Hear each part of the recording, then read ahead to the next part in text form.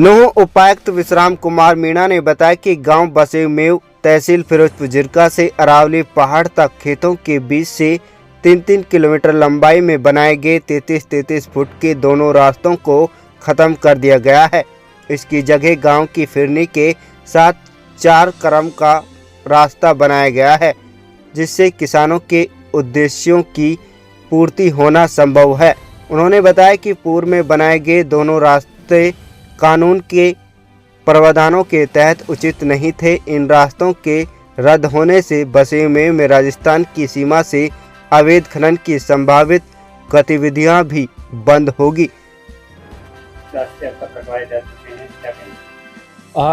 बसेमेव village में 2 रास्ते जिनकी जो मान्य एनजीटी और सर्वोच्च न्यायालय में भी इनकी पिटीशन दायर की गई थी, उन मामलों में हमने तहकीकात की बाकी विषय उसमें चल रहे हैं। पर उसमें प्राइमा फेसी विजिट एडी साहब की एक कमेटी बनाई गई थी। कमेटी की रिपोर्ट का अवलोकन किया। उसके बाद सीईसी की रिपोर्ट का भी अवलोकन किया गया। मैं खुद मौके पे गया, एसपी साहब ने भी उसका निरीक्षण किया। तो उसके बाद जो अलग अलग विभागों की उसमें सरपंच को हमने निलंबित किया और उनकी अभी एक नियमित जांच जो है वो एडीसी कर रहे हैं। साथ ही इन रस्तों का, चूँकि उन रस्तों से अवैध माइनिंग मटेरियल के मूवमेंट की जो है वो शिकायतें प्राप्त होते ही साथ ही जो नागरिक थे उनको भी पर्यावरण प्रदूषण और आम जनजीवन व्यस्त की कई शिकायतें इसमें मिल रही थी।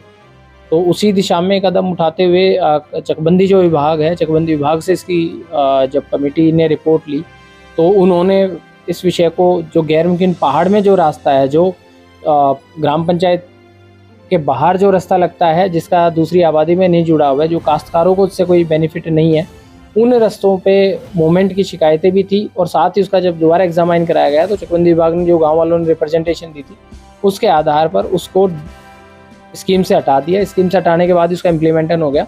तो अब जो गैर मुमकिन पहाड़ से जो रास्ता है वो रास्ता आज के दिन में उसको निरस्त कर दिया गया है। और फॉरेस्ट विभाग को पहले भी डीएफओ को दिशा निर्देश दे दिए गए थे कि भी वो वहाँ पे ट्रेंचेस खुदवा के और इसका किसी भी तरह के गैर कानूनी एक्टिविटीज़ में इस्तेमाल ना हो। और अब फिर से हमने इसकी बैठक जो है वो शुक्रवार को बुलाई हुई है। लगातार इसकी समीक्षा जारी है। साथ ही जो और कोई जिम्मेदारी तय करने के लिए सरकार ने ऑलरेडी इसमें सख्त कदम उठाया हुआ है। लगातार सरकार के भी प्रयास हैं कि इलीगल एक्टिविटी किसी भी तरह की जो है वो अलाउड अपने हरियाणा की जो सीमा है उसमें ना हो।